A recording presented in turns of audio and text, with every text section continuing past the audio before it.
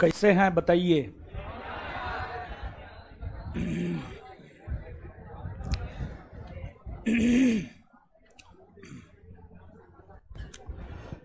Hello. हाँ है, comment करते हैं जी, मारेंगे मुंह तोड़ देंगे हम।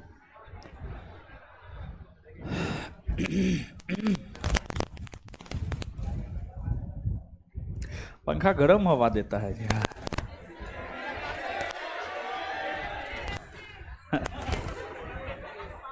एसी में मत रहिए, डीसी बन जाइएगा। तब और सब बढ़िया है।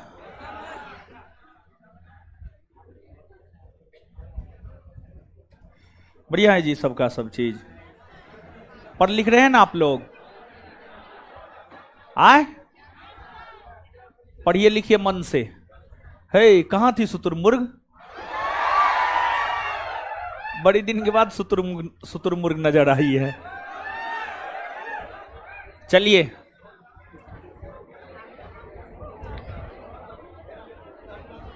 शुतुरमुर्ग भी मुंह जो है अपना जमीन में धसा देता, वो भी मुंह धसा दी है। तो देखिए, आधुनिक भारतीय इतिहास, आधुनिक भारतीय इतिहास प्रारंभ ना किए हैं हो? बोलिए ना हो। हाँ, आधुनिक भारतीय इतिहास प्रारंभ किए। आधुनिक भारतीय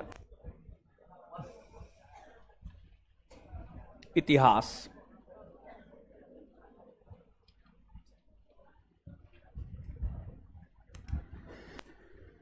पिछले क्लास में हम आपको आधुनिक भारतीय इतिहास का सिलेबस लिखाए थे। आधुनिक भारतीय इतिहास में कुल मिलाकर के अगर देखा जाए 13-14 टॉपिक है, जिसमें पहला टॉपिक भारत में यूरोपीय कंपनियों का आगमन, फिर दूसरा टॉपिक आपको 18वीं सदी का भारत तथा नवीन स्वायत्त राज्य, और फिर अगला टॉपिक बंगाल के गवर्नर, गवर्नर जनरल, भारत के गवर्नर जनरल और भारत के वायसराय। फिर अगला टॉपिक ब्रिटिशों की आर्थिक नीति, फिर आपको 1857 का विद्रोह, अन्य प्रमुख विद्रोह, सामाजिक धार्मिक सुधार आंदोलन, फिर आपको शिक्षा और प्रेस का विकास, कांग्रेस से पूर्व स्थापित संगठन, कांग्रेस, राष्ट्रीय आंदोलन, सुभाष चंद्र बोस और आजाद हिंद फौज, और स्वतंत्रता के बाद का भारत। यही 14 टॉपिक है। और इसमें पहला टॉपिक प्रारंभ किए थे भारत में यूरोपीय कंपनियों का आगमन। तो भारत में यूरोपीय कंपनियों के आगमन में बहुत ज्यादा आपको कुछ नहीं बतलाए थे।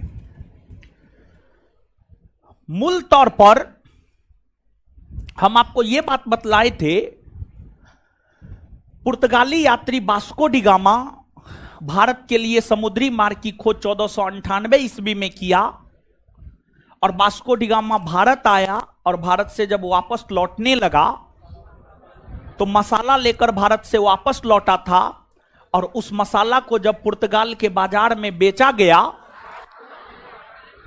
तो जितना में खरीदा गया था मसाला, उसका 60 गुना अधिक मुनाफा प्राप्त हुआ, जिस वजह से पुर्तगाल एक देश है, यूरोप महादेश का एक देश है पुर्तगाल।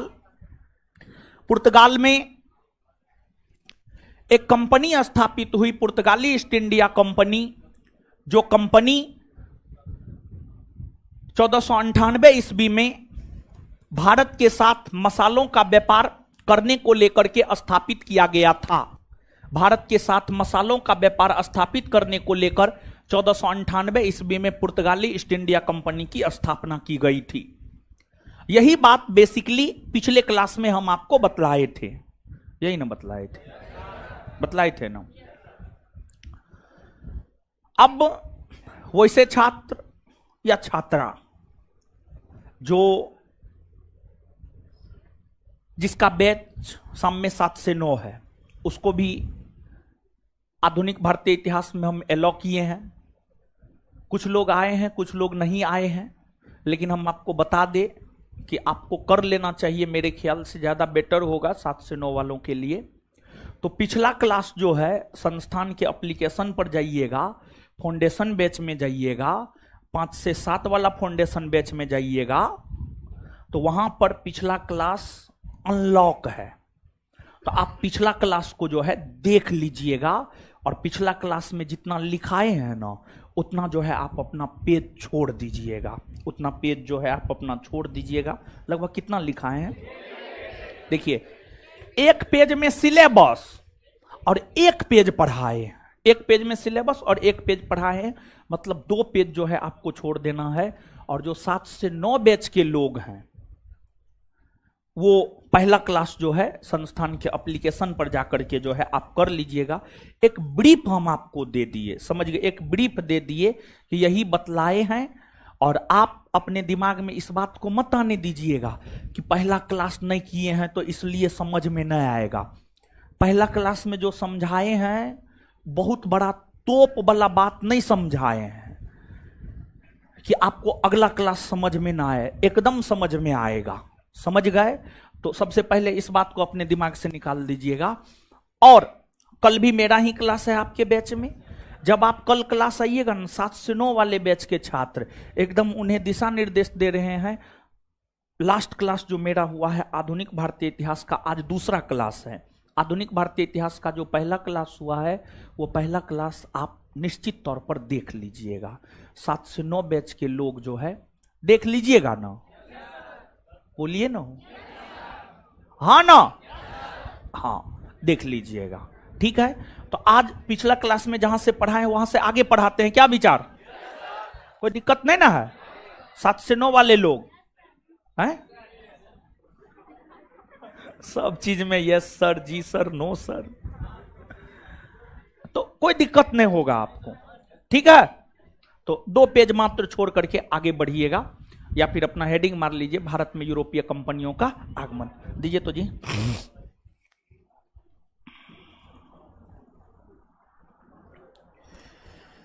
हाँ चलिए, आइए आइए गुरुजी लोग।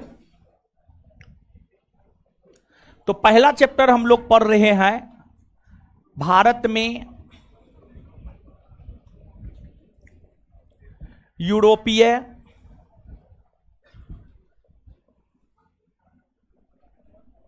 कंपनियों का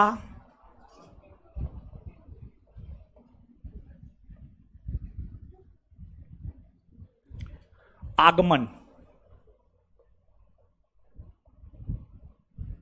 यह चैप्टर हम पढ़ रहे हैं। और देखिए, कई सारी यूरोपीय कंपनी की स्थापना हुई। पुर्तगाली east India company, British east India company, Dutch east India company, फ्रांसीसी ईस्ट इंडिया कंपनी, ये तमाम यूरोपीय कंपनी की स्थापना जो है आपको हुई है। ये सभी यूरोपीय कंपनी की स्थापना जो है आपको हुई है। तो तमाम यूरोपीय कंपनी की जो स्थापना हुई है, उसमें सर्वप्रथम स्थापित होने वाली यूरोपीय कंपनी पुर्तगाली ईस्ट इंडिया कंपनी है, जिसे एस्तादो द इंडिया कंपनी के नाम से भी जाना जाता है। और पुर्तगाली ईस्ट इंडिया कंपनी की स्थापना वर्ष 1498 ईस्वी में हुई है। तो सभी यूरोपीय कंपनियों में स्थापित होने वाली प्रथम यूरोपीय कंपनी है पुर्तगाली ईस्ट इंडिया कंपनी।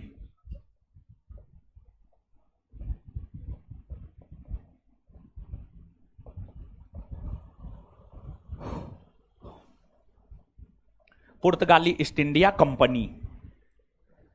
यह कंपनी वर्ष 1498 में स्थापित हुआ है। वर्ष 1498 में स्थापित हुआ है। और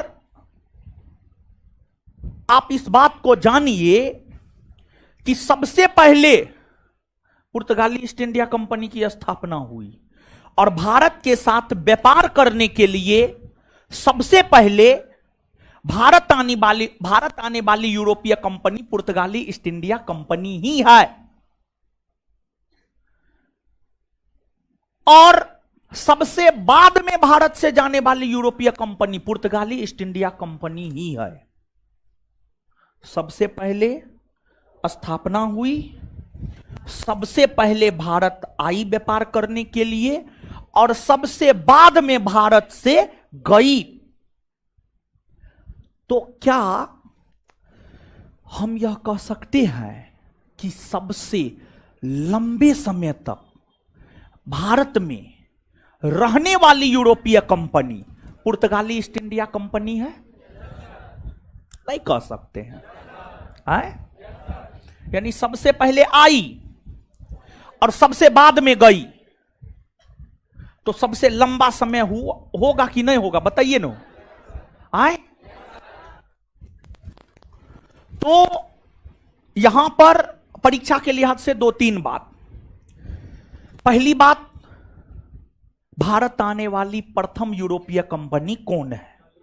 तो भारत आने वाली प्रथम यूरोपीय कंपनी है पुर्तगाली ईस्ट इंडिया कंपनी। दूसरी बात, सबसे बाद में भारत से जाने वाली यूरोपीय कंपनी कौन है? तो इसका भी आंसर होगा पुर्तगाली ईस्ट इंडिया कंपनी। और तीसरी बात, सबसे लंबे समय तक भारत में रहने वाली यूरोपीय कंपनी कौन है? तो इसका भी आंसर होगा पुर्तगाली ईस्ट इंडिया कंपनी। इसका भी आंसर होगा पुर्तगाली ईस्ट इंडिया कंपनी। बात क्लियर है? इसके बाद एक बात और आप जानिए, पुर्तगाली ईस्ट इंडिया कंपनी हिंद महासागर पर कब्जा कर लिया था। हिंद महासागर पर कब्जा कर लिया था। देखिए, हिंद महासागर ये है, ये वाला हिस्सा हिंद महासागर है। हिंद महासागर पर कब्जा कर लिया था पुर्तगाली ईस्ट इंडिया कंपनी, जिस कारण पुर्तगाली ईस्ट इंडिया कंपनी को समुद्रों का स्वामी भी कहा जाता है।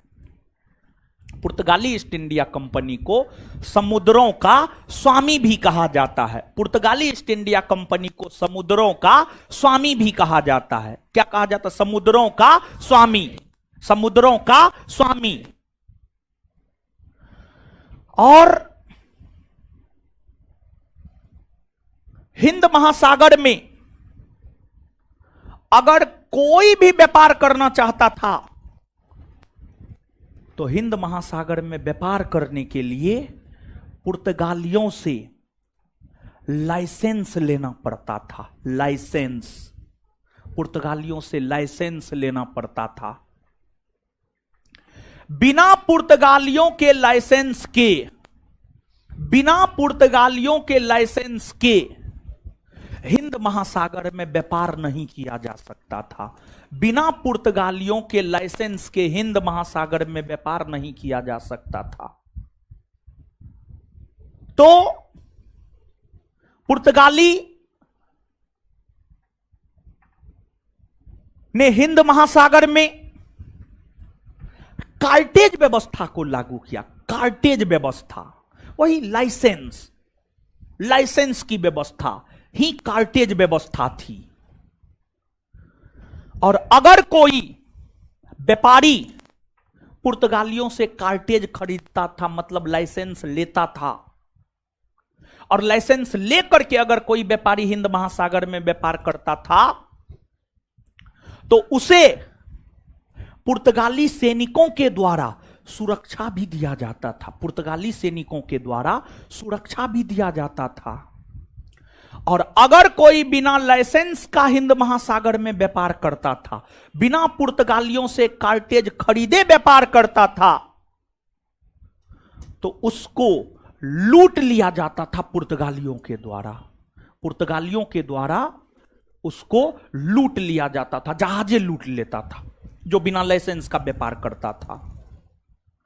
तो पुर्तगालियों का जो पतन हुआ, पुर्तगालियों के पतन के कई सारे कारण थे। उसमें पुर्तगालियों के पतन का एक कारण यह भी था, पुर्तगाली जो है ना लुटेरा हो गया था, लूटने का काम करने लगा था।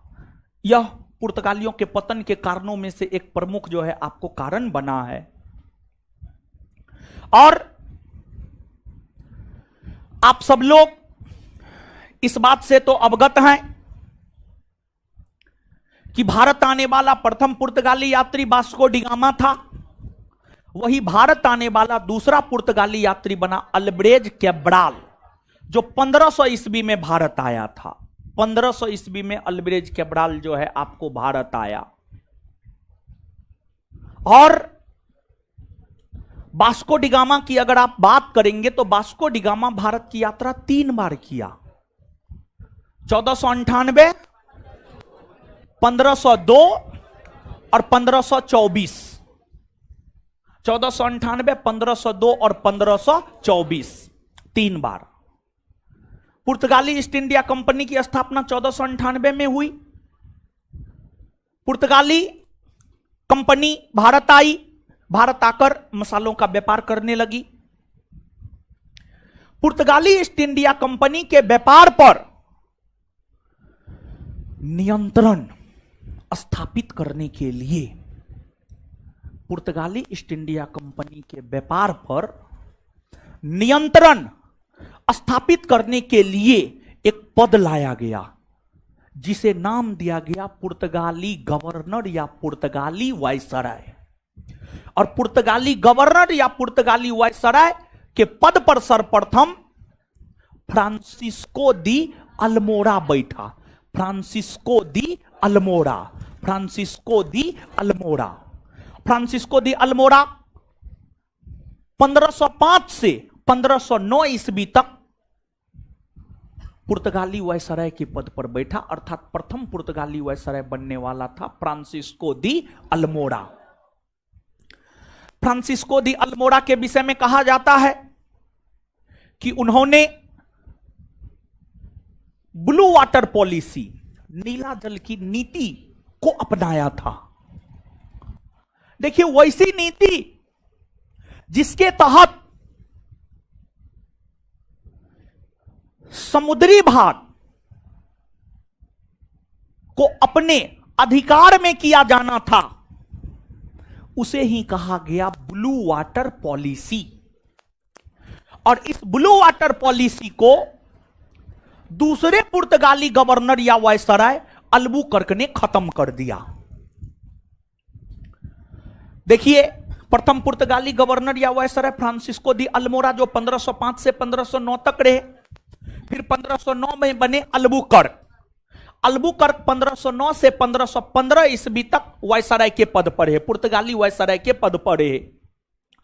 और उस पद पर रहते हुए अल्बुकर्क ने कई सारे कार्यों को अंजाम दिया।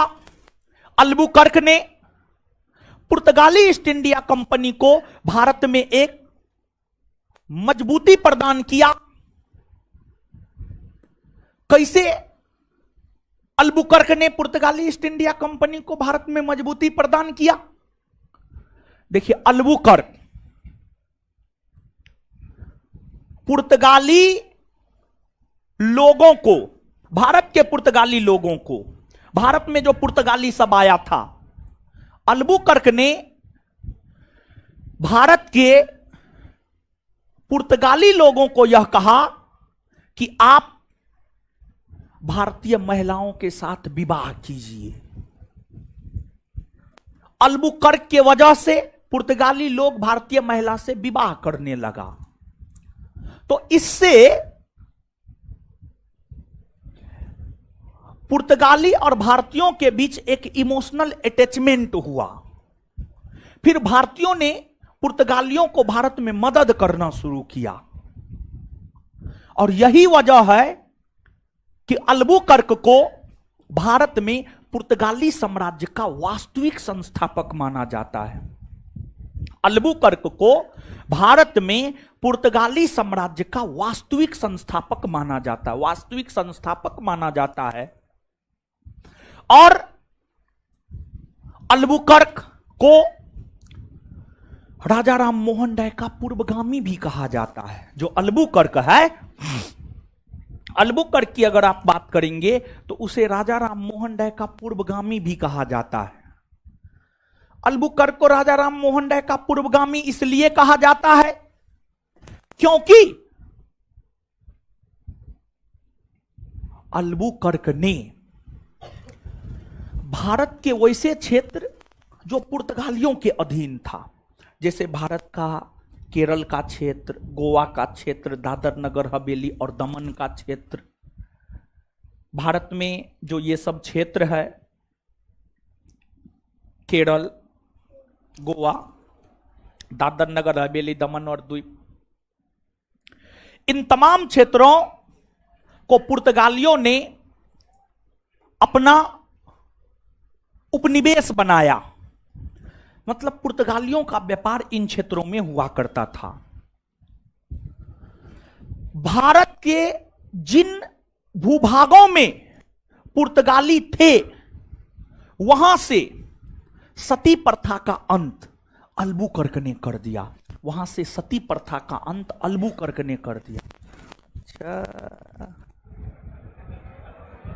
खड़ा हो जाइए, खड़ा हो जाइए, खड़ा हो जाइए, खड़ा हो जाइए। उधर उधर उसको बोल रहे हैं, उसको खड़ा हो जाए। हाँ हाँ, थोड़ा देर खड़ा रहिए, नींद फट जाएगा। आपने एकदम सो रहा था,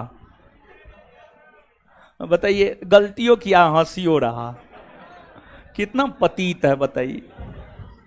उधर का है, देखो उधर क्या है, इधर देखिए, इधर। हाँ हाँ,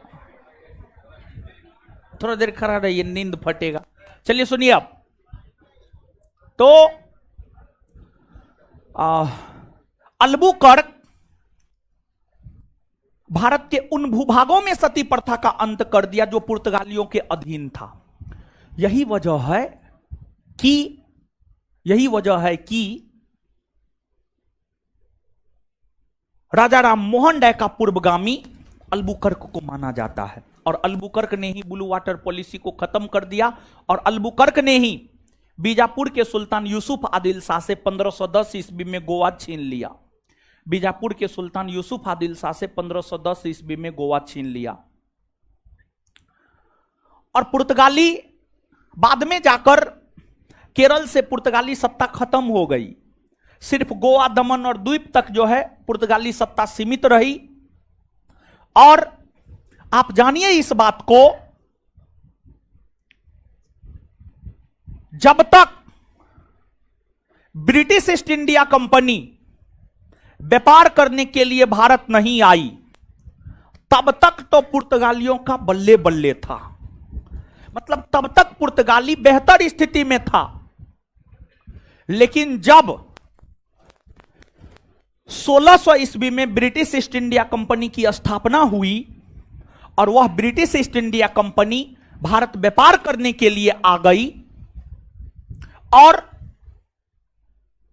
1612 ईस्वी में ब्रिटिश ईस्ट इंडिया कंपनी ने स्वाली के युद्ध में पुर्तगाली ईस्ट इंडिया कंपनी को पराजित कर दिया, वहां से ही पुर्तगालियों का पतन शुरू हो गया।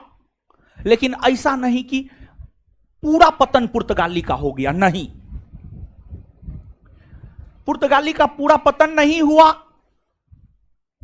पुर्तगाली भारत में रहे, व्यापार भी करते रहे, लेकिन बहुत सीमित क्षेत्र में, सिर्फ गोवा में, सिर्फ दमन और द्वीप में, दादर नगर हवेली में, सिर्फ कुछ छोटे भूभाग में पुर्तगाली व्यापार करते रहे। और पुर्तगाली भारत से गए हैं आजादी के बाद, 1947 के बाद। पुर्तगालियों का अंतिम रूप से विनाश भारत में 1961 ईस्वी में हुआ, 1961 1961 ईस्वी में हुआ। कब हुआ? 1961 ईस्वी में, 1961 ईस्वी में। 1961 ईस्वी में भारत सरकार ने पुर्तगाली क्षेत्र में, गोवा, दमन और द्वीप, दादर नगर हवेली क्षेत्र में एक विशेष प्रकार का ऑपरेशन चलाया, ऑपरेशन विजय। ऑपरेशन विजय। और ऑपरेशन विजय के तहत, ऑपरेशन विजय के तहत 1961 ईस्वी में पुर्तगालियों को पूरी तरीका से भारत से बाहर कर दिया गया और गोवा, दमन और द्वीप को भारत में मिला लिया गया। सर्वप्रथम गोवा, दमन और द्वीप को केंद्र शासित प्रदेश का दर्जा दिया गया। फिर बाद में जाकर गोवा को 1987 ईस्वी में राज्य का दर्जा दे दिया गया और दमन और द्वीप, दादर नगर हवेली आज भी सिर्फ केंद्र शासित प्रदेश ही बनकर के रह गया है। और 1961 ईस्वी में जब अंतिम रूप से भारत से पुर्तगालियों का पतन हुआ तो उस समय पुर्तगाली वायसराय हुआ करता था एंटोनियो सिल्वा। एंटोनियो सिल्वा। और आप एक बात जानिए, भारत में यूनानी आक्रमण हुआ, तुर्की आक्रमण हुआ, अरबी आक्रमण हुआ। हर आक्रमण का कुछ ना कुछ प्रभाव निश्चित तौर पर पड़ता ही पड़ता है। हर आक्रमण का कुछ ना कुछ प्रभाव निश्चित तौर पर पड़ता है, निश्चित तौर पर पड़ता है हर आक्रमण का।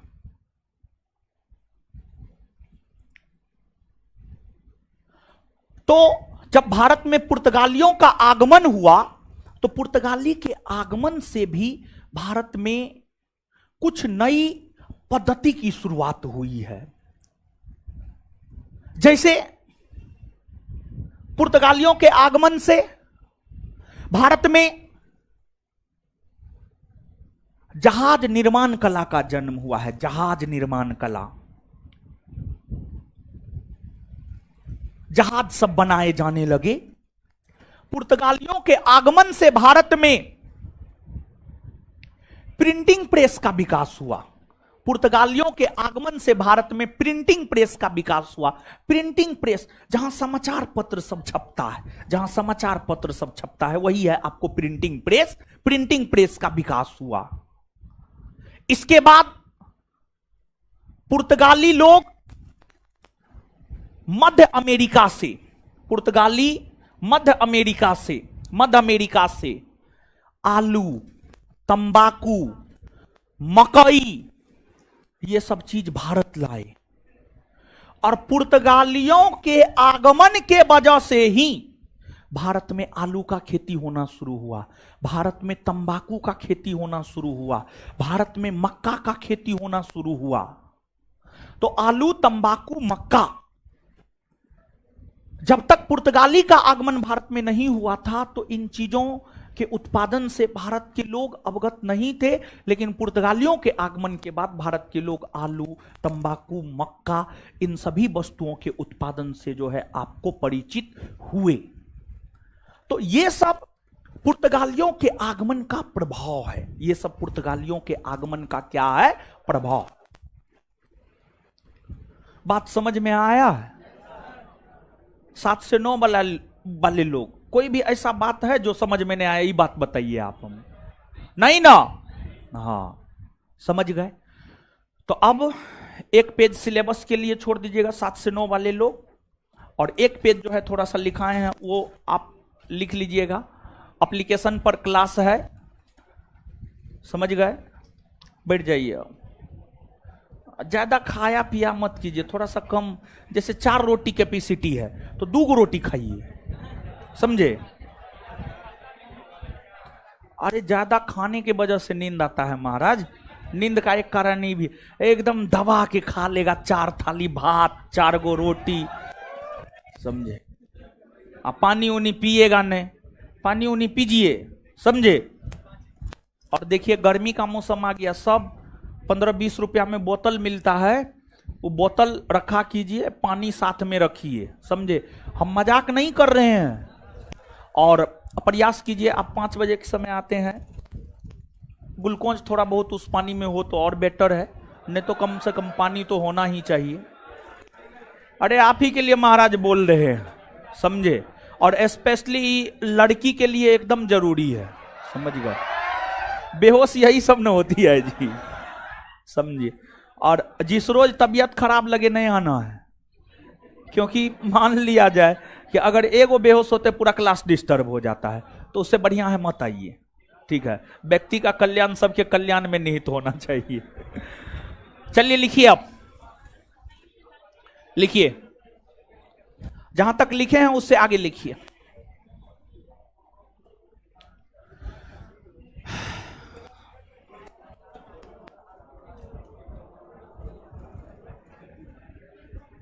लिखिएगा,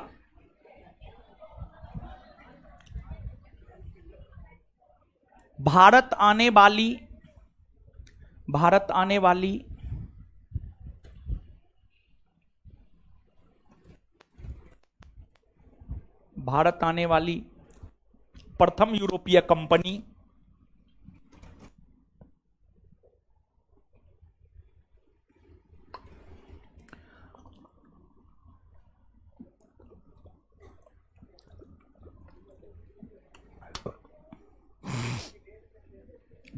वाली प्रथम यूरोपीय कंपनी पुर्तगाली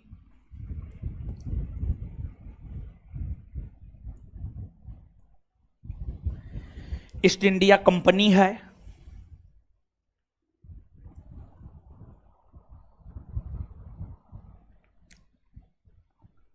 तथा उसी में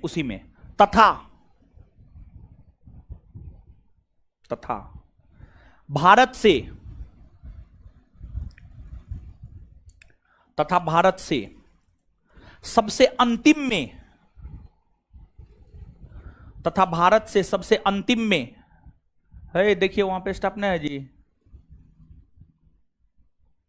तथा भारत से सबसे अंतिम में, अच्छा हो जाएगा, वो ठीक हो जाएगा। देखिए क्या दिक्कत है जी, पीछे में लाइटें कट गई, हाँ आ गया। बताइए, बकारने लगते हैं आप लोग महाराज, 1 सेकेंड में गर्मी लग जाता है, और रूम में तो एकदम जनरेटर लगल है, समझे? गर्मी का मौसम है, लाइट कटबे करेगा, समझे? तथा भारत से सबसे अंतिम में जाने वाली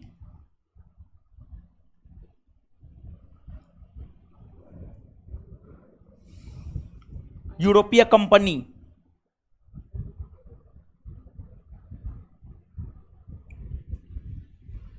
पुर्तगाली ईस्ट इंडिया कंपनी ही है। जाने वाली यूरोपीय कंपनी पुर्तगाली ईस्ट इंडिया कंपनी ही है। जाने वाली यूरोपीय कंपनी पुर्तगाली ईस्ट इंडिया कंपनी ही है। जाने वाली यूरोपीय कंपनी पुर्तगाली ईस्ट इंडिया कंपनी ही है। अर्थात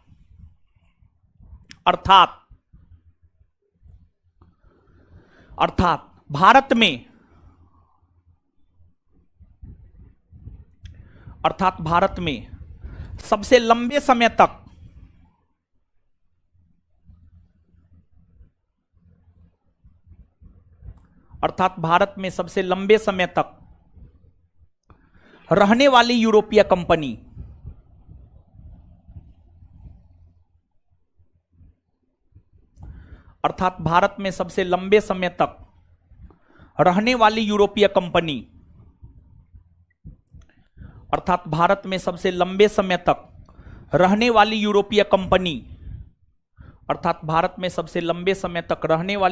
कंपनी पुर्तगाली ईस्ट इंडिया कंपनी है।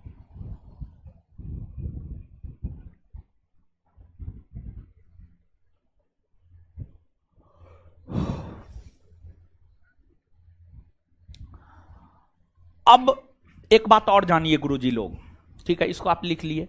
देखिए, पुर्तगाली ईस्ट इंडिया कंपनी की स्थापना, PEIC मतलब पुर्तगाली ईस्ट इंडिया कंपनी, इसकी स्थापना 1498 में हुई। ब्रिटिश ईस्ट इंडिया कंपनी की स्थापना 1600 ईस्वी में हुई। डच ईस्ट इंडिया कंपनी की स्थापना 1602 में हुई। फिर जो है आपको डेनिश ईस्ट इंडिया कंपनी की स्थापना 1616 में हुई। फिर आपको फ्रांसीसी ईस्ट इंडिया कंपनी की स्थापना 1664 में हुई। स्वीडिश ईस्ट इंडिया कंपनी की स्थापना 1731 में हुई। ठीक है। भारत में शासन करने वाला एक महत्वपूर्ण राजवंश मुगल वंश है, और आप सब लोग मुगल वंश से अवगत है।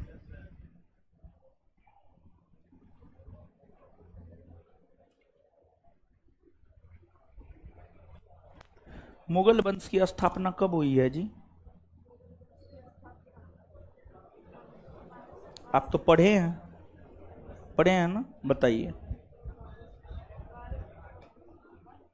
कॉपी ओपी रिवीजन और नहीं करते हैं? रिवीजन और किया कीजिए। कब हुआ है जी? 1526। तो अब आप देखिएगा यहां पर एक लैंडमार्क है 1526 में मुगल वंश की स्थापना हुई। मुगल एम्पायर, मुगल वंश की स्थापना हुई। क्या हो रहा है जी पीछे में? क्या कर रहे हैं? क्या हो रहा है?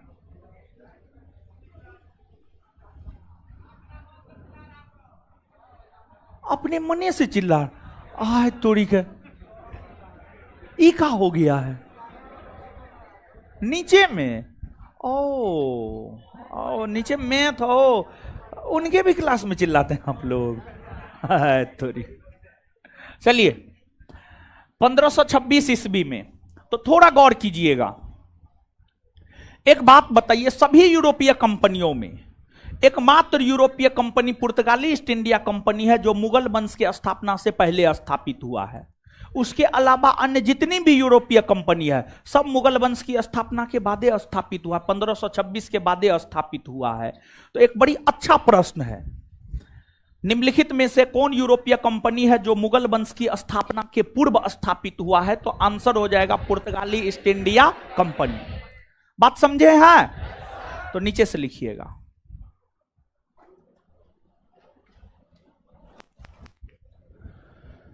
यूरोपीय कंपनियों में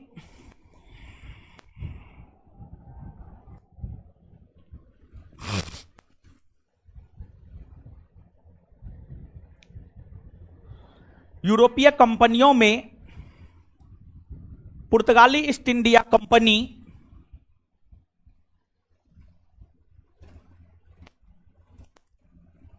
यूरोपीय कंपनियों में पुर्तगाली ईस्ट इंडिया कंपनी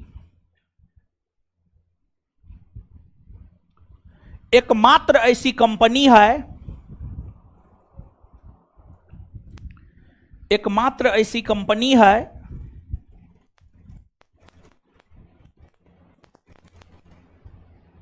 एकमात्र ऐसी कंपनी है जो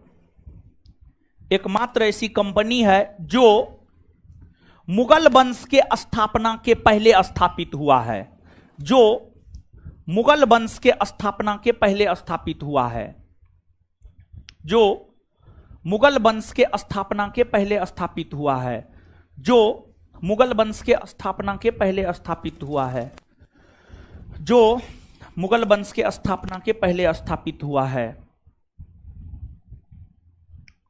नेक्स्ट,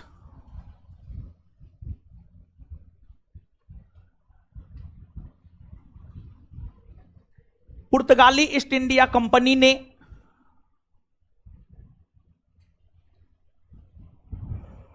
पुर्तगाली ईस्ट इंडिया कंपनी को समुद्रों का स्वामी कहा जाता है। पुर्तगाली ईस्ट इंडिया कंपनी को समुद्रों का स्वामी कहा जाता है। पुर्तगाली ईस्ट इंडिया कंपनी को समुद्रों का स्वामी कहा जाता है। पुर्तगाली ईस्ट इंडिया कंपनी को समुद्रों का स्वामी कहा जाता है। पुर्तगाली ईस्ट इंडिया कंपनी को समुद्रों का स्वामी कहा जाता है, समुद्रों का स्वामी कहा जाता है।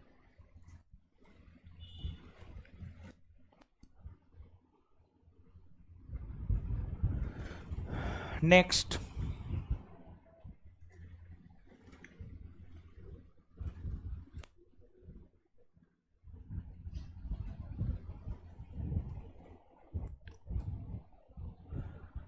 पुर्तगालियों ने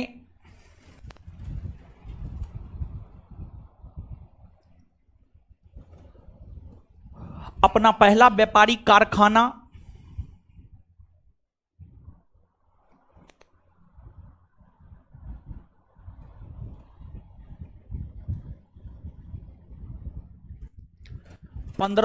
ईस्वी में 1503 ईस्वी में केरल के कोचीन में 1503 ईस्वी में केरल के कोचीन में खोला।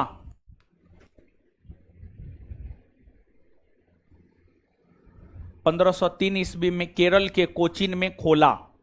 1503 ईस्वी में केरल के कोचीन में खोला। नेक्स्ट, पुर्तगाली व्यापार पर नियंत्रण स्थापित करने हेतु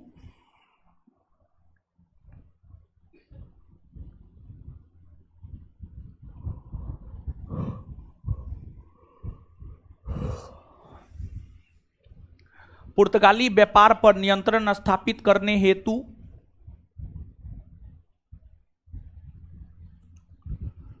पुर्तगाली व्यापार पर नियंत्रण स्थापित करने हेतु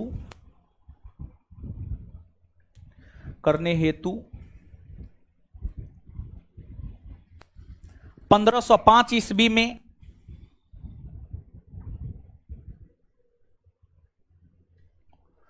पुर्तगाली वायसराय का पद लाया गया।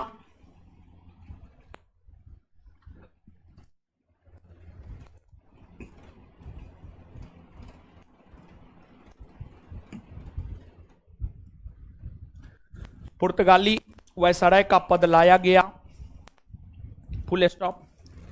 इस पद पर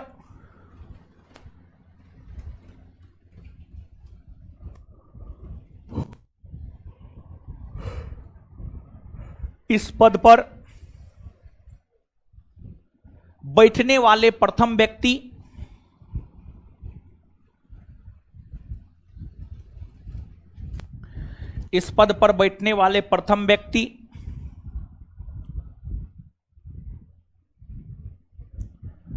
फ्रांसिस्को दी अल्मोरा, फ्रांसिस्को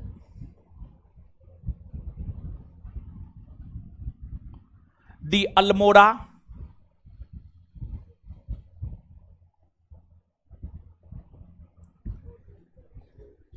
फ्रांसिस्को दी अल्मोरा फ्रांसिस्को दी अल्मोरा हुए, जो 1509 ईस्वी तक वायसराय के पद पर रहे, जो 1509 ईस्वी तक वायसराय के पद पर रहे।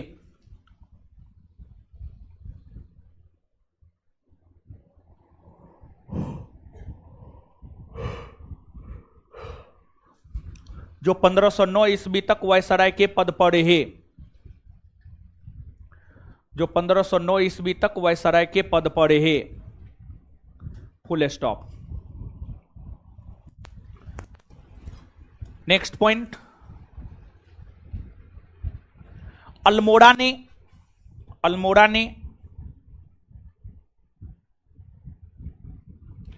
ब्लू वाटर पॉलिसी, अल्मोड़ा ने ब्लू वाटर पॉलिसी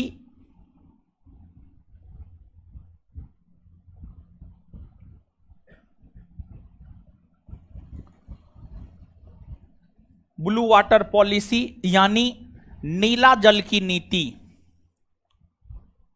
अल्मोड़ा ने ब्लू वाटर पॉलिसी यानी नीला जल की नीति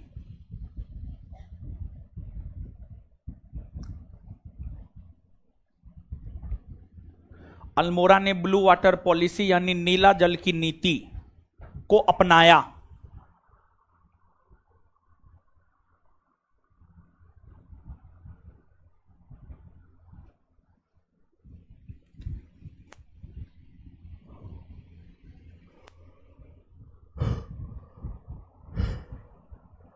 इस नीति के तहत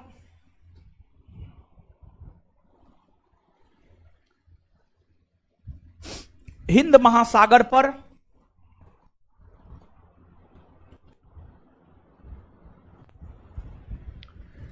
इस नीति के तहत हिंद महासागर पर कब्जा किया गया। इस नीति के तहत हिंद महासागर पर कब्जा किया गया। इस नीति के तहत हिंद महासागर पर कब्जा किया गया। हिंद महासागर पर कब्जा किया गया।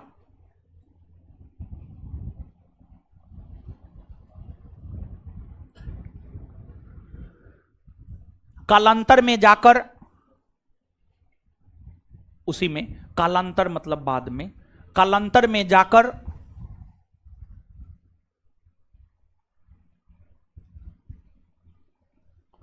अल्बुकर्क ने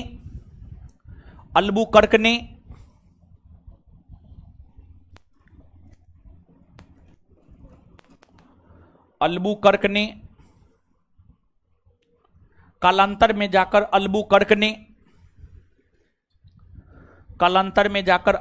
ने ब्लू वाटर पॉलिसी, कालांतर में जाकर अल्बुकर्क ने ब्लू वाटर पॉलिसी, कालांतर में जाकर अल्बुकर्क ने ब्लू वाटर पॉलिसी का अंत कर दिया।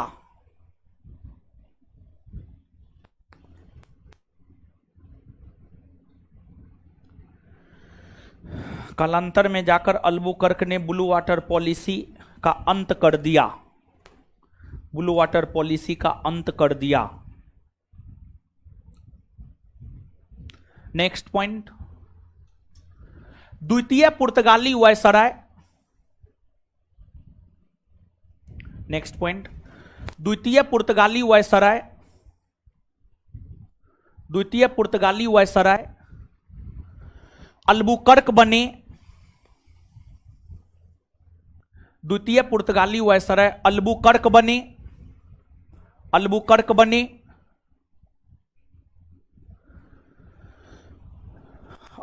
बने, जो 1509 ईस्वी से 1515 ईस्वी तक, जो 1509 ईस्वी से 1515 ईस्वी तक, जो 1509 ईस्वी से 1515 ईस्वी तक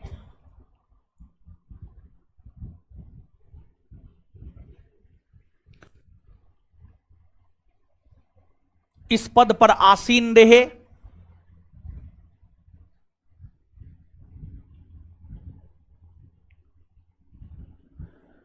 इस पद पर आसीन रहे। इन्हें पुर्तगाली साम्राज्य का वास्तविक संस्थापक,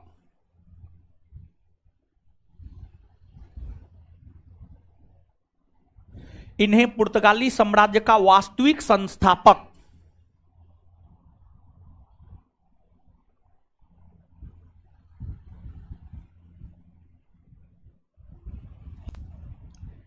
इन्हें पुर्तगाली साम्राज्य का वास्तविक संस्थापक माना जाता है।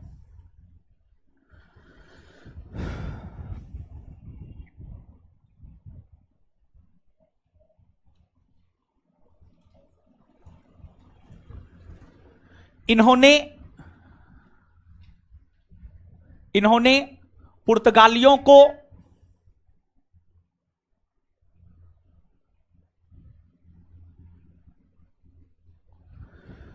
इस बात को लेकर प्रेरित किया कि इन्होंने पुर्तगालियों को इस बात को लेकर प्रेरित किया कि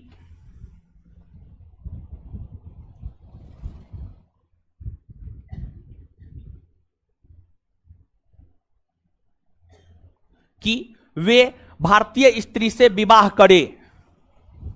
कि वे भारतीय स्त्री से विवाह करे।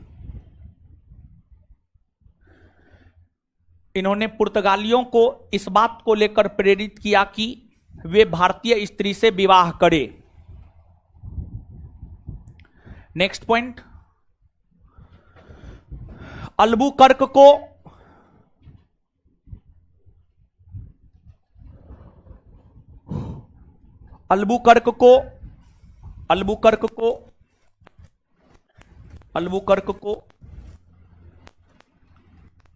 पुर्तगाली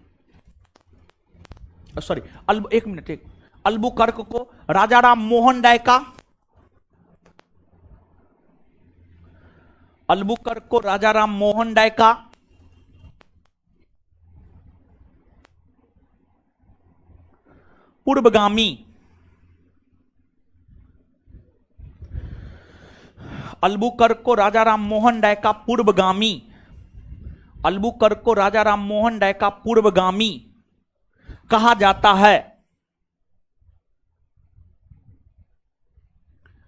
अल्बुकर्क को राजा राम मोहन राय का पूर्वगामी कहा जाता है।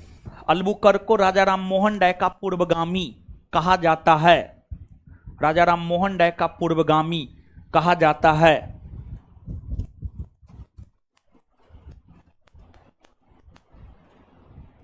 क्योंकि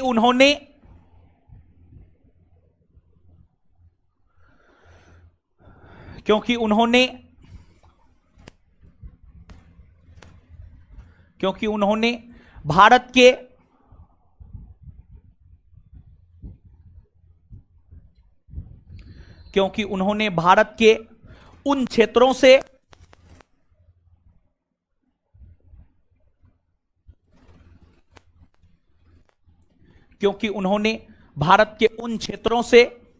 क्योंकि उन्होंने भारत के उन क्षेत्रों से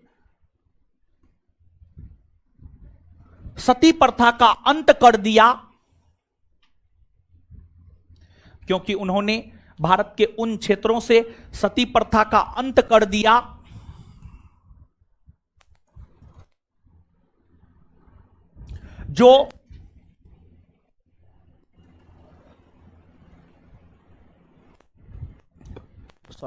जिस पर पुर्तगालियों का अधिकार था, जिस पर पुर्तगालियों का अधिकार था।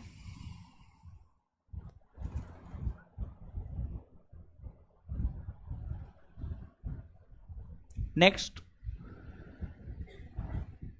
अल्बुकर्क ने 1510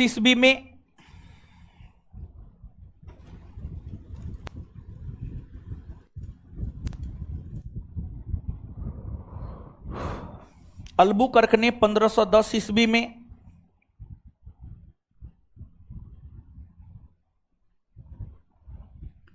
बीजापुर के सुल्तान यूसुफ आदिल शाह से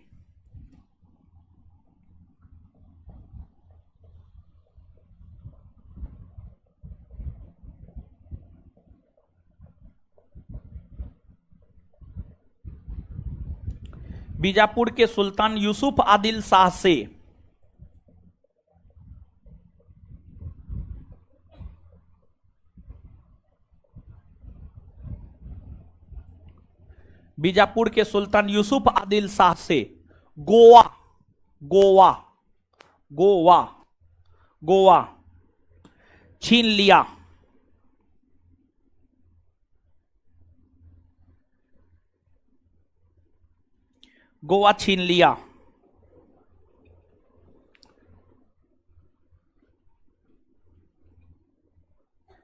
नेक्स्ट पॉइंट, पुर्तगालियों ने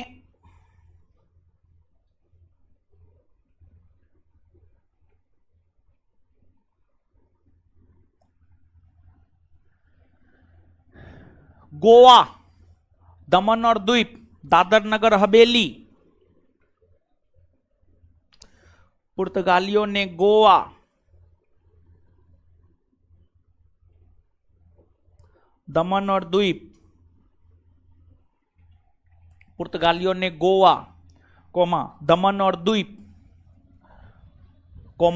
दादर नगर हवेली, दमन और द्वीप, कोमा, दादर नागर हवेली, दादर नागर हवेली जैसे क्षेत्रों का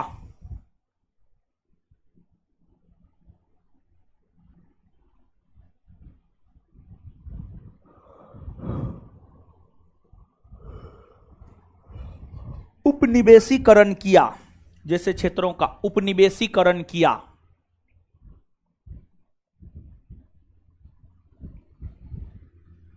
नेक्स्ट,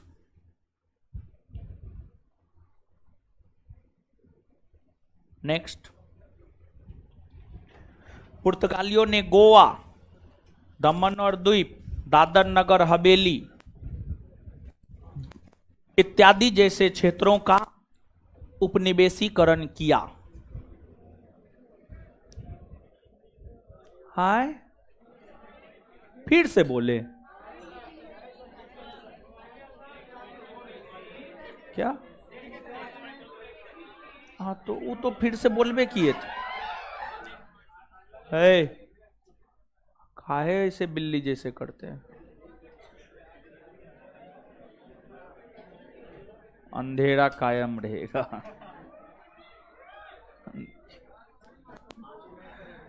कहां से ये सब लक्षण कहां से सीखे हैं वो? कौन कॉलेज सबसे पढ़ के आए आप लोग? लिखिए,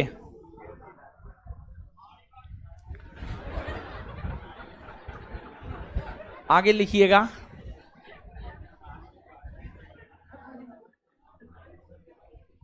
आगे लिखिएगा। पुर्तगालियों ने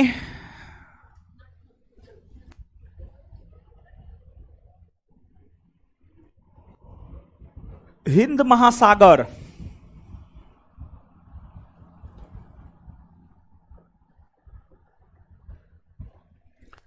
पुर्तगालियों ने हिंद महासागर, कोमा, फारस की खाड़ी, फारस की खाड़ी, कोमा, हारमुज की खाड़ी,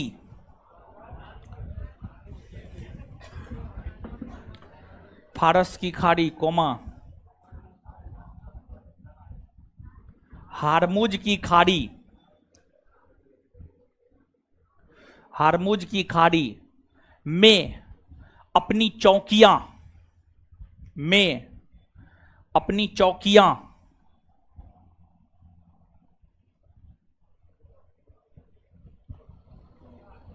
स्थापित किया।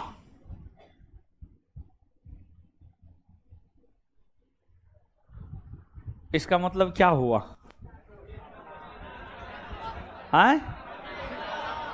जैसे देखिए, भिखना पहाड़ी गए हैं? भिखना पहाड़ी में एगो पुलिस चौकी है ना जी। बाजार समिति गए हैं, मेन गेट, वहां पर एगो पुलिस चौकी है ना। मतलब एक प्रकार से अस्थाई निवास स्थान, जहां पर रह करके आसपास के चीजों को देखा जा सके। तो आप देखते होंगे भिखना पहाड़ी चौकी के पास पुलिस रहता होगा, समझ गए? वहां पर भी रहता होगा।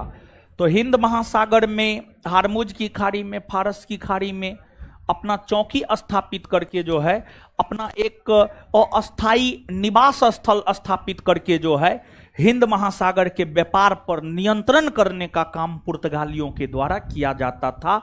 इसी वजह से इन क्षेत्रों में जो है पुर्तगालियों ने अपना चौकी अर्थात अस्थाई घर स्थापित करने का काम किया। नेक्स्ट पॉइंट, भारत में कार्टेज व्यवस्था की शुरुआत अर्थात लाइसेंस, भारत में कार्टेज व्यवस्था की शुरुआत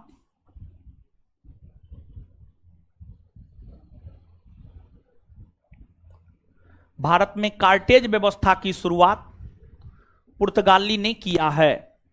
भारत में कार्टेज व्यवस्था की शुरुआत पुर्तगाली ने किया है। भारत में कार्टेज व्यवस्था की शुरुआत पुर्तगाली ने किया है। कार्टेज व्यवस्था की शुरुआत पुर्तगाली ने किया है। नेक्स्ट पॉइंट, भारत में जहाज निर्माण कला और प्रिंटिंग प्रेस की शुरुआत। भारत में जहाज निर्माण कला और प्रिंटिंग प्रेस की शुरुआत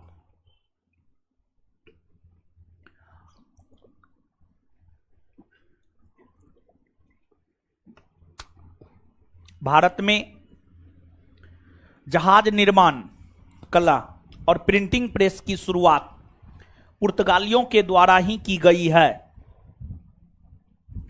भारत में जहाज निर्माण कला और प्रिंटिंग प्रेस की शुरुआत पुर्तगालियों के द्वारा ही की गई है।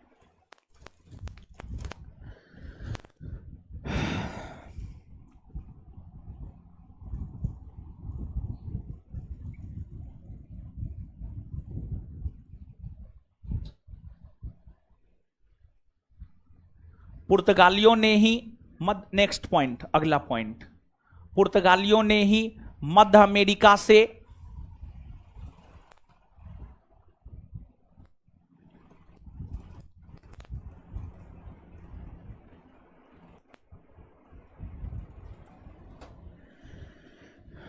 पुर्तगालियों ने ही मध्य अमेरिका से आलू तंबाकू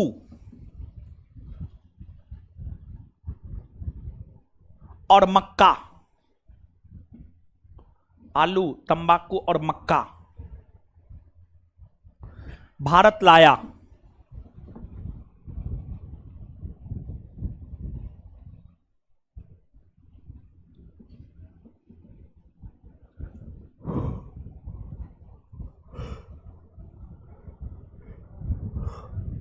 नेक्स्ट पॉइंट, भारत सरकार वर्ष 1961 ईस्वी में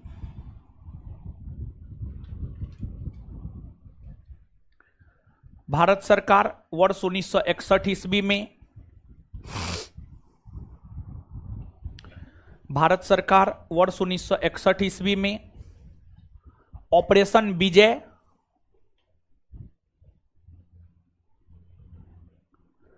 भारत सरकार वर्ष 1961 ईस्वी में ऑपरेशन विजय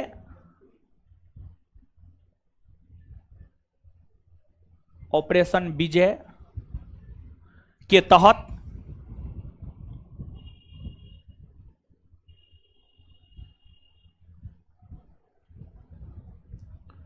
ऑपरेशन विजय के तहत पुर्तगालियों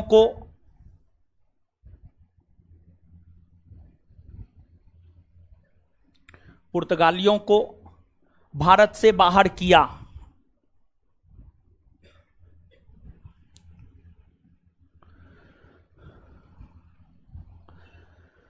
पुर्तगालियों को भारत से बाहर किया। इस समय पुर्तगाली वायसराय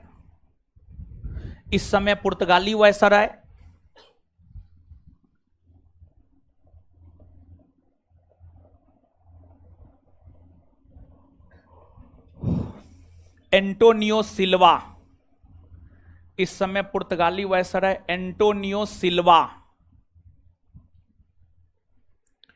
इस समय पुर्तगाली वायसराय एंटोनियो सिल्वा थे। इस समय पुर्तगाली वायसराय एंटोनियो सिल्वा थे।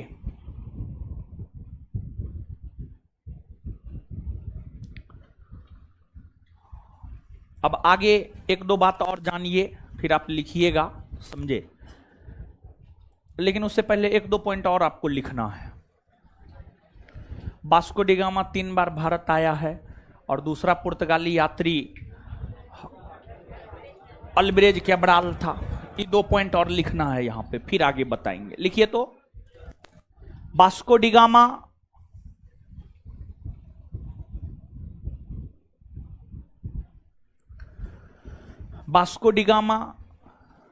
भारत की यात्रा पर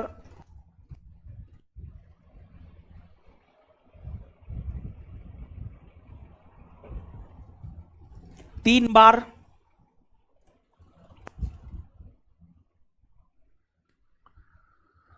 वास्को डी गामा भारत की यात्रा पर 3 बार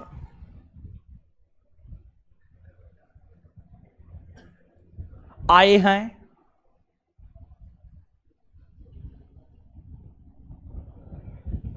एक नंबर में 1498,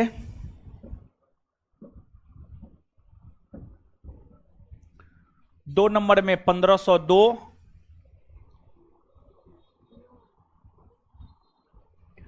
और 3 नंबर में 1524 और 3 नंबर में 1524, 3 नंबर में 1524।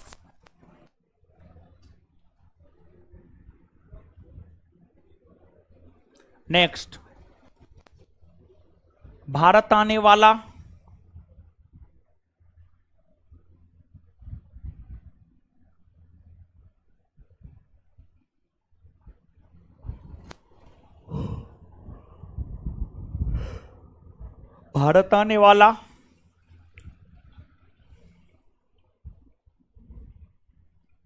दूसरा पुर्तगाली यात्री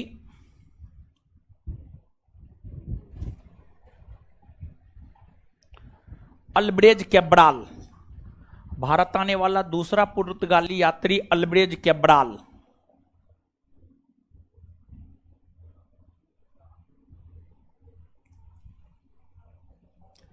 भारत आने वाला दूसरा पुर्तगाली यात्री अल्ब्रेज कैब्राल था, जो 1500 ईस्वी में भारत आया था, जो 1500 ईस्वी में भारत आया था।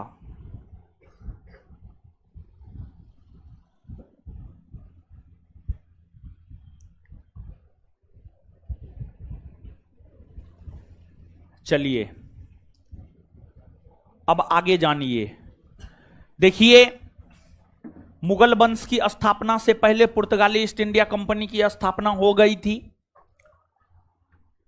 तो पुर्तगाली और मुगलों के बीच संबंध स्थापित हुए थे व्यापार को लेकर के। पुर्तगाली और मुगलों के बीच संबंध स्थापित हुए थे व्यापार को लेकर के मुगल बादशाह अकबर के समय। अकबर हिंद महासागर में व्यापार करना चाहता था, और अकबर हिंद महासागर में व्यापार करना चाहता था, इसके लिए अकबर को पुर्तगालियों से कार्टेज खरीदना पड़ा था, मतलब लाइसेंस लेना पड़ा था, लाइसेंस लेना पड़ा था। तो अकबर कार्टेज खरीदकर पुर्तगालियों से हिंद महासागर में व्यापार किया। यहीं से पुर्तगाली और मुगलों के बीच संबंध स्थापित हुए, और फिर जो है मुगलों ने पुर्तगालियों को भारत में व्यापार करने में मदद भी किया। लेकिन पुर्तगालियों की नीति के वजह से, पुर्तगालियों की जो लूटने वाली नीति थी, उसके वजह से जो है संबंध बहुत बेहतर पुर्तगाली और मुगलों के बीच नहीं रह सका। और फिर मुगलों ने जो है अपने क्षेत्र से पुर्तगालियों को बाहर कर दिया। एक मुगल बादशाह शाहजहां हुए, जिसने 1632 ईस्वी में पुर्तगालियों को हुगली से बाहर कर दिया। हुगली पड़ता है आपको बंगाल में। तो पुर्तगाली जो है अपना पैर पसारने का प्रयास कर रहा था, लेकिन उनकी नीतियों के वजह से जो है वे आपको पैर नहीं पसार पाए। मतलब जो लूटमार वाली उनकी नीति थी, उस नीति के वजह से ही पुर्तगाली भारत में बहुत ज्यादा शक्तिशाली नहीं बन पाया। समझ गए। और विशेष तौर पर जब 1612 ईस्वी में स्वाली के युद्ध में ब्रिटिश ईस्ट इंडिया कंपनी ने पुर्तगाली ईस्ट इंडिया कंपनी को पराजित किया, तो फिर एक प्रकार से कहिए तो पुर्तगालियों की शक्ति छीन हो गई, अर्थात पुर्तगालियों की शक्ति जो है आपको कमजोर हो गई। तो नीचे से लिखिएगा,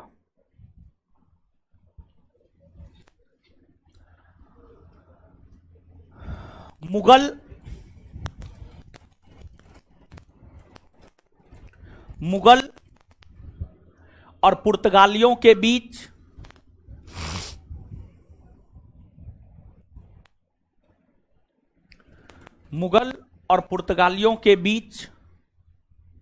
संबंध, मुगल और पुर्तगालियों के बीच संबंध, मुगल और पुर्तगालियों के बीच संबंध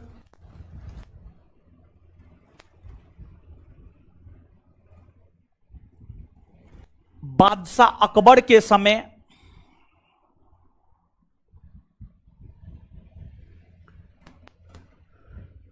स्थापित हुआ था।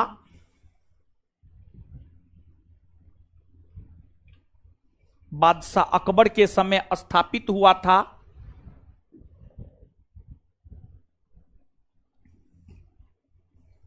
Full stop.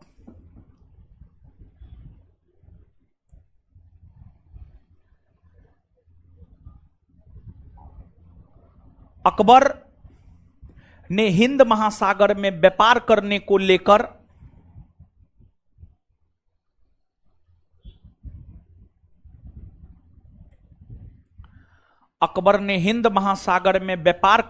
लेकर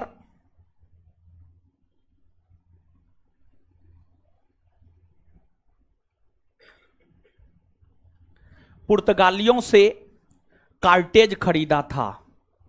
अकबर हिंद महासागर में व्यापार करने को लेकर पुर्तगालियों से कार्टेज खरीदा था।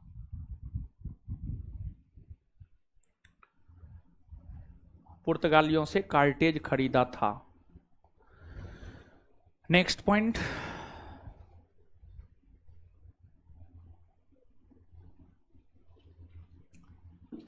स्वाली कहां है जानते हैं? गुजरात के सूरत में है। गुजरात के सूरत में स्वाली है। स्वाली एक छोटा सा शहर है, नगर है स्वाली। 1612 ईस्वी में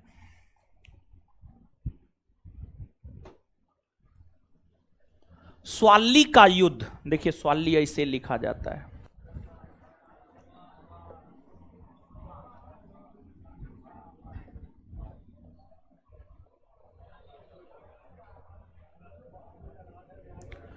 सोलह सौ बारह ईस्वी में स्वाली का युद्ध।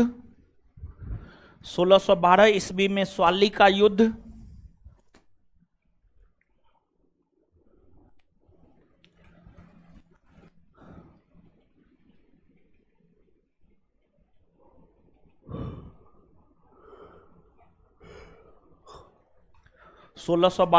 में स्वाली का युद्ध ब्रिटिश ईस्ट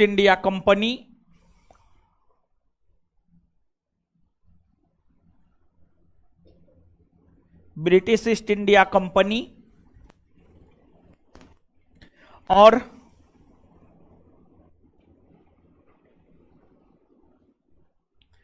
पुर्तगाली ईस्ट इंडिया कंपनी के बीच हुआ है।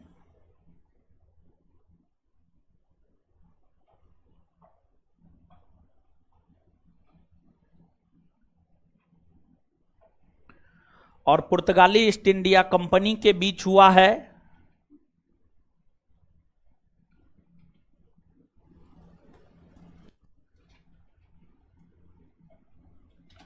इस युद्ध में पुर्तगालियों की हार हुई है।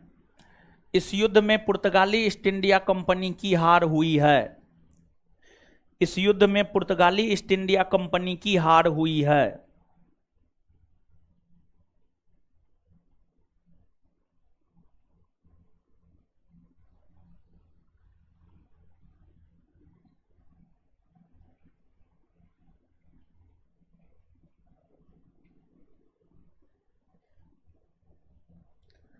यहीं से पुर्तगाली कंपनी के पतन का दौर प्रारंभ हुआ। यहीं से पुर्तगाली कंपनी के पतन का दौर प्रारंभ हुआ।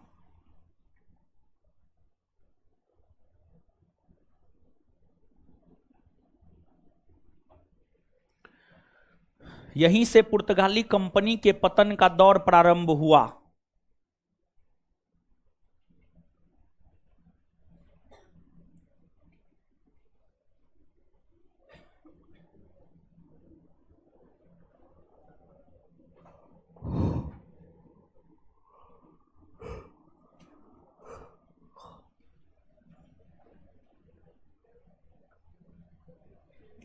नेक्स्ट पॉइंट, मुगल बादशाह शाहजहां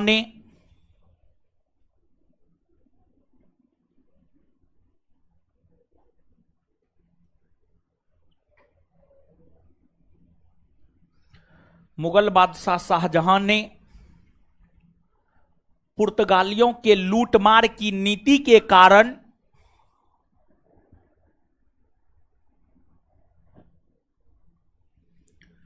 मुगल बादशाह शाहजहां ने पुर्तगालियों के लूटमार की नीति के कारण पुर्तगालियों की लूटमार की नीति के कारण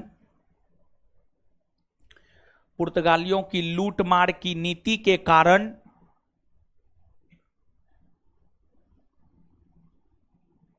1632 ईस्वी में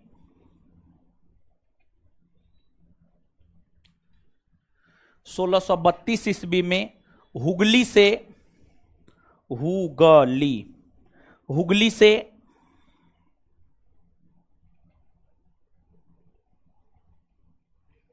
बाहर खदेड़ दिया। हुगली से बाहर खदेड़ दिया।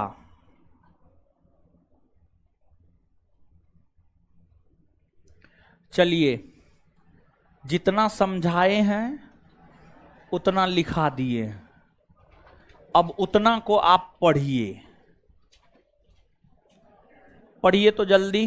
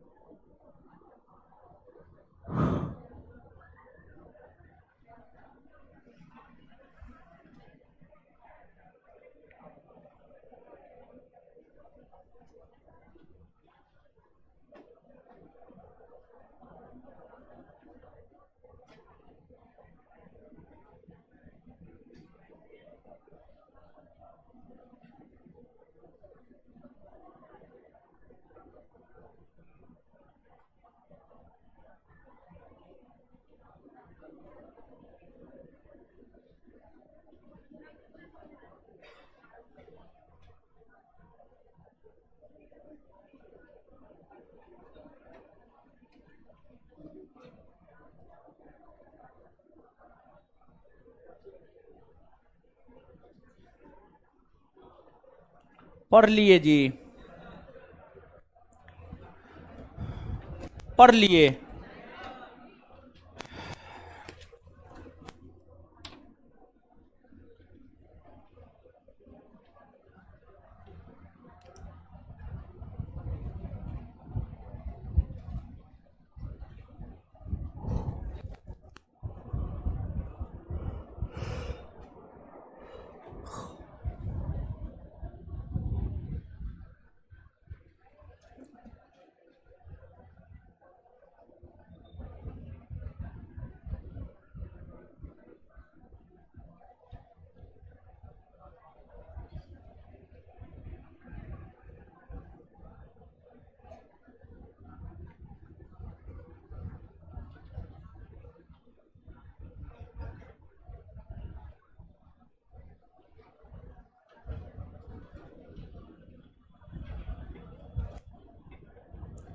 हो गया, दीजिए तो।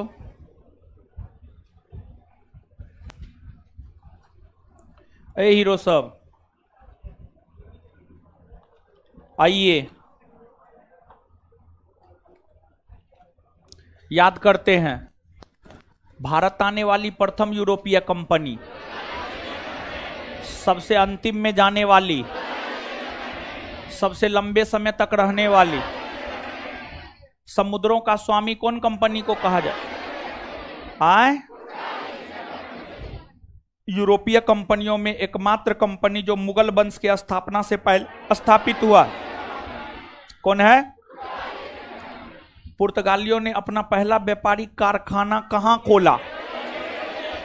केरल के कोच्चि। पुर्तगालियों ने अपना पहला व्यापारिक कारखाना कहां खोला? केरल के। कब खोला? 1500। प्रथम पुर्तगाली वायसराय कौन बना? फ्रांसिस्को दी। प्रथम पुर्तगाली वायसराय कौन बना? फ्रांसिस्को दी। ब्लू वाटर पॉलिसी किसने लागू किया? फ्रांसिस्को दी।